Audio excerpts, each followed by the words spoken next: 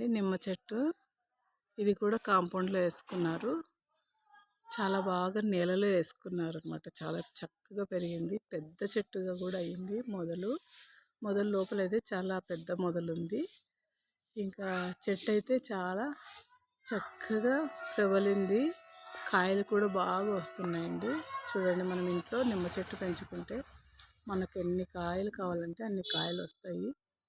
నిమ్మ చెట్టు మనం ఇంట్లో వాడుకున్న నిమ్మకాయ విత్తనాలతో వేసుకున్నా కూడా చక్కగా చెట్టు అయితే వస్తుంది.